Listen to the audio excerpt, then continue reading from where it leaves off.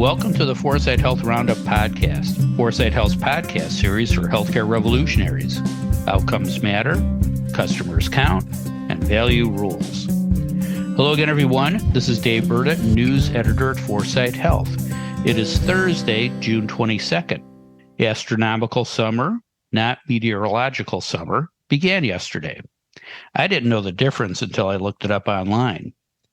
I did know that it was the summer solstice yesterday. That's when daylight ends at the exact time I go to bed. There's a joke in there somewhere.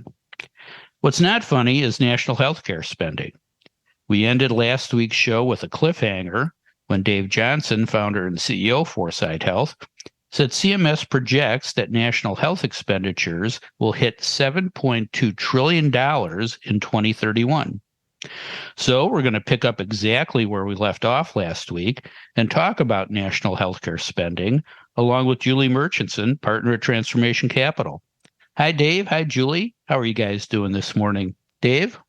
Doing great. Putting on my green eye shades, getting ready to talk healthcare numbers and stats. What could be more fun? Thanks, Dave. Julie, how are you? I am well. It's a beautiful day in Boston, but I have decided to turn my last week of emotional roller coaster at the volleyball tournament into health. And I just want to report that I clocked 8,000 to 12,000 steps a day at the volleyball tournament. And get this, at Disney's up to something here, 21,000 to 24,000 steps a day. That's like 10 miles, 12 miles. It's amazing. Everyone should go to Disney. Wow. Wow. Health report. Yeah. Now, I think we talked about this before. What's your favorite ride there? Oh, that's a really hard one. Honestly, the Rise of the Resistance and the Avatar ride at Animal Kingdom. Wow. Yeah. Both of which I could throw up on, but. Yeah, I stayed off that Avatar one because, motion sickness would take care of me for the rest of the trip. So, all right, good to have you back. Thank you. Now, before we talk about national healthcare spending, let's talk about this summer solstice business. Dave, did you know there was a difference between astronomical and meteorological summer? And do you celebrate the summer solstice in any way? I did. Astronomical seasons change based on the Earth's position relative to the sun. Meteorological seasons change based on temperature cycles, but who really cares? For me, it's like bond math, calculations for interest, 30 over 360 versus actual 360 over 365.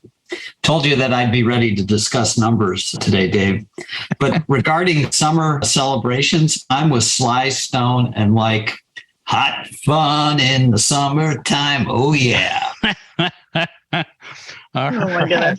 All right. I didn't expect that, but you never do. No, you never do. Thank you. Julie, how about you? Did you know the difference between the two summers, and do you mark the occasions in any way? I did not know the difference, but living in the Pacific Northwest, we celebrate summer like nobody's business. And the Fremont neighborhood has a big Fremont festival, which you can imagine in Seattle, all sorts of freaks and crazies come out, but it is quite a party. All right. Have fun. Sly Stone will be there. That's possible. You never know. Like I said, I didn't know the difference between the two summers. As for the summer solstice, I had a friend who had a summer solstice party every year and did so for a very long time. But you had to bring your own chair, your own food, and your own alcohol. And then after a few years, I thought, what's the point? And I could do this at home without the long drive, so I stopped going. What hasn't stopped going up, and there's your transition, is national healthcare spending. Last week, CMS came out with its national health expenditure projections. Here are some of the key numbers. National health expenditures will reach $7.2 trillion in 2031. That's up from a projected $4.7 trillion this year. Health spending will eat up 19.6% of our GDP by 2031. That's up from a projected 17.6% this year. The fastest growing costs in terms of services this year are for hospital inpatient care, up 9.3%, and for home care, up 7.5%.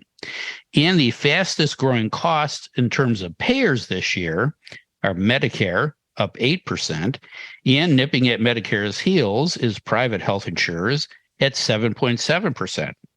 Those are some of the numbers that jumped out at me.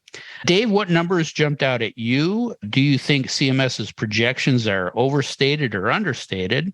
And what does the data tell you about how to attack the problem from a policy perspective and bend the cost curve down?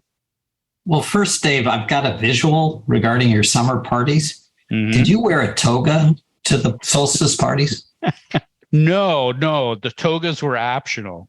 The other three were mandatory: the chair, the food, and the booze. I got to tell you, the visual just won't go away, but I probably should talk healthcare numbers, right? So when did CMS get into the horror story business? Freddy Krueger is lurking somewhere in the footnotes of the latest forecast.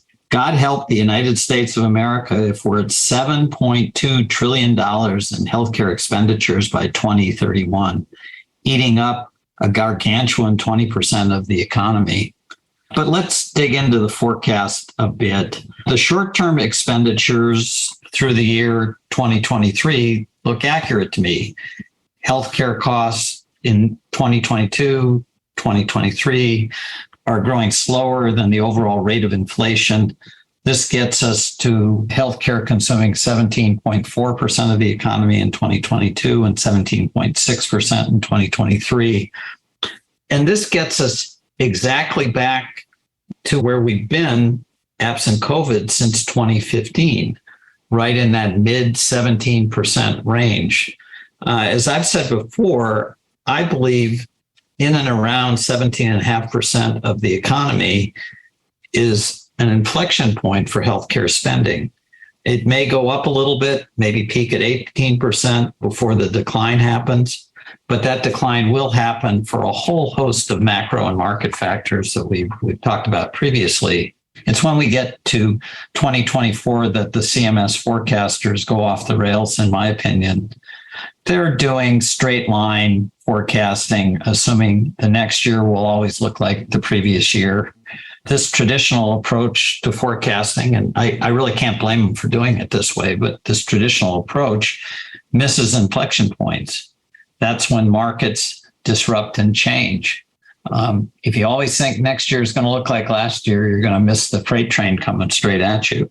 How's that for keeping a metaphor going, Dave? Nice. The equivalent of this approach would be to look at long-term growth forecasts in the hospitality industry before web-based travel sites like Travelocity got going.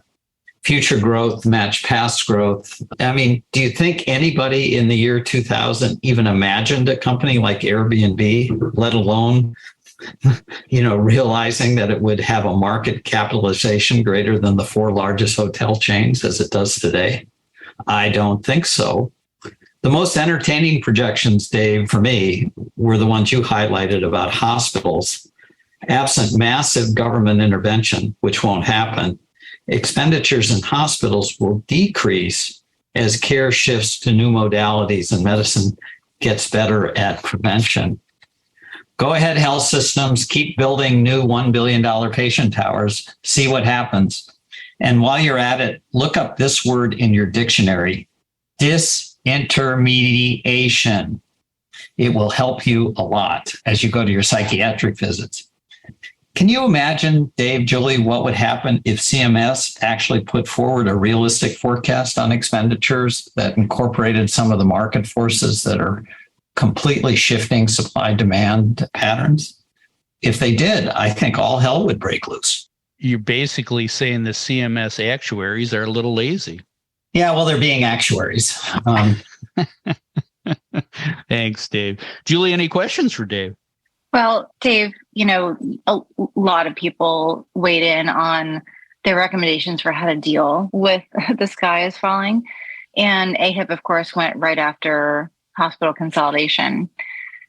And, I get it for all the reasons we've talked about here around consolidation driving up pricing, et cetera.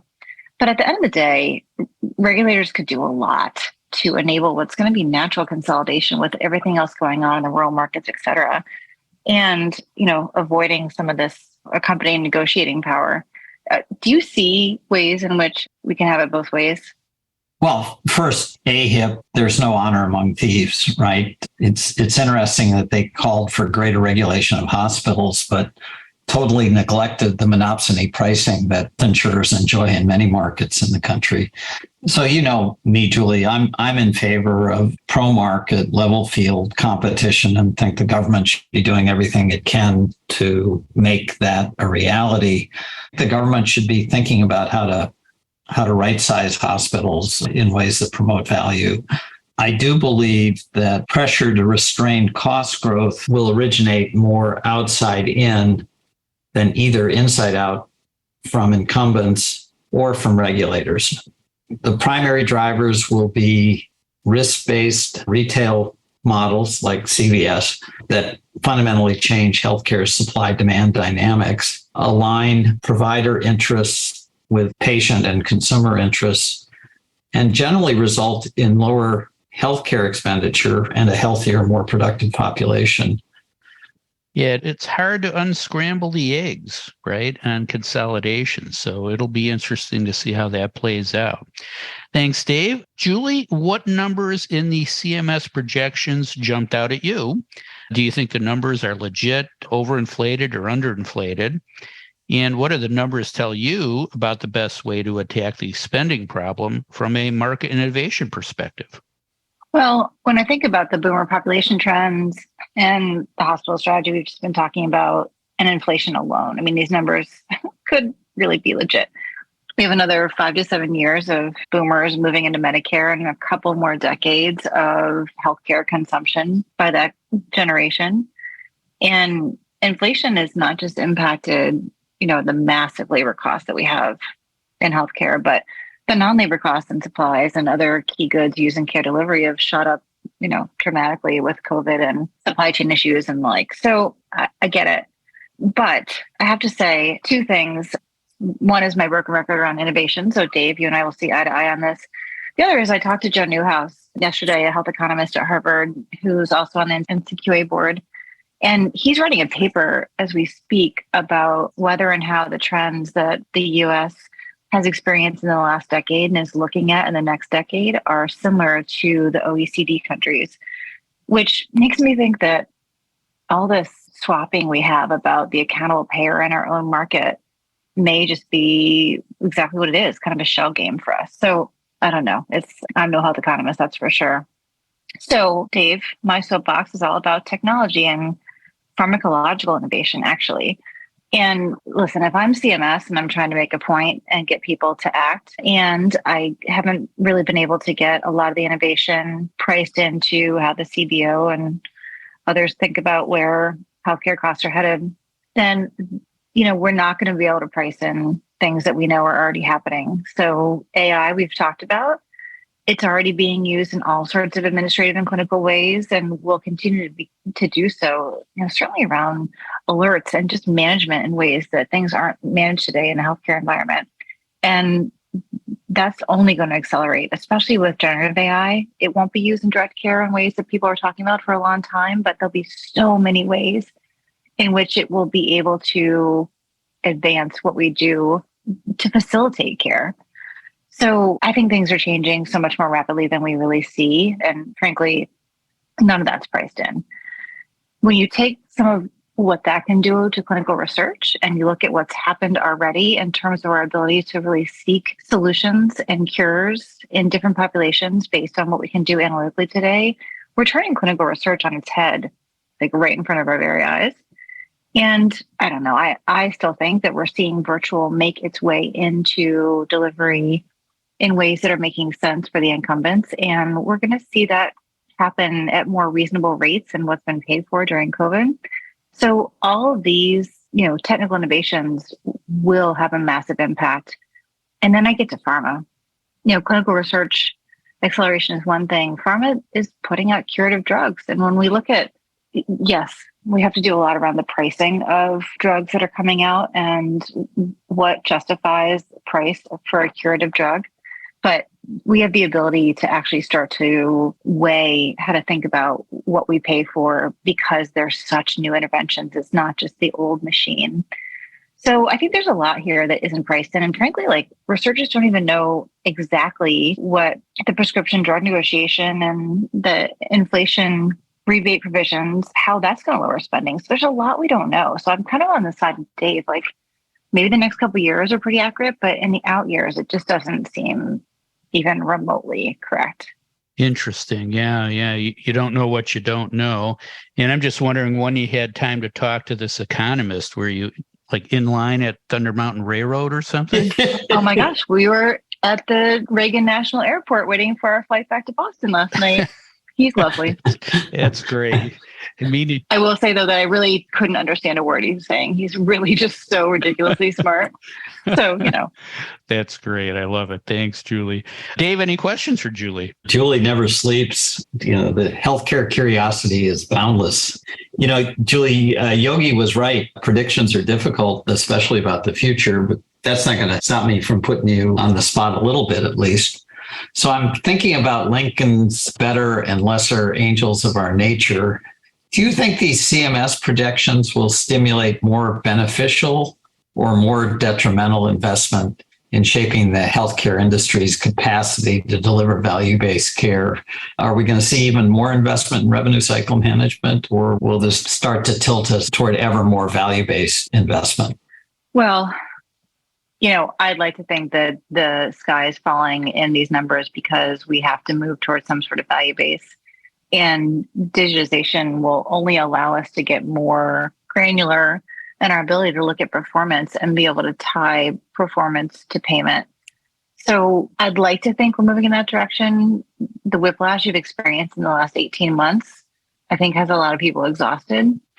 So I think, frankly, it's going to be both, Dave. I think we're walking down the path of figuring out what will be fee for service for a long time, if not forever, and where can we actually build, value models that can stand. Got it. Very interesting. Thanks, Julie. Well, I'm not an actuary, but I am a consumer. And the fact that out-of-pocket spending will rise at a slower pace than overall spending, I think is a good thing if it really happens. We'll see you in 2031 for a follow-up podcast, right? You'll see what happens to these numbers. That's right. All right, let's briefly talk about other big healthcare news this week. It wasn't all bad, was it? Julie, what else happened that we should know about? Well, this may be old news by now, but Mandy Cohen, who used to run DHS in North Carolina, is now going to be our next CDC leader. Very exciting for Mandy. She's an incredible public health, healthcare thought leader who I think will approach the CDC from a different perspective than many of the deep, infectious disease scientists who have come before her. So I'm excited for her. Yeah, wish her well. That's a great appointment. Thanks, Julie. Dave, what other healthcare news is worth noting? Well, good for Mandy. Julie, thanks for highlighting that. She's fantastic. Dave, this isn't immediate, but I've just been struck by how much the courts are now shaping healthcare policy. That's certainly been true in the abortion debates and, state-based policies as they're emerging. And this week, Big Pharma launched a challenge to Medicare's new power to negotiate drug prices. Lots of court shopping going on to get the most favorable judge. Is there possibly a worse way to design healthcare policy? Yeah, no, that is one of the worst ways, if not the worst ways. I think you're right. Thanks, Dave. And thank you, Julie. That is all the time we have for today. If you'd like to learn more about the topics we discussed on today's show, please visit our website at 4sighthealth.com. And don't forget to tell a friend about the 4sight Health Roundup podcast. Subscribe now and don't miss another segment of the best 20 minutes in healthcare. Thanks for listening. I'm Dave Berta for 4sight Health.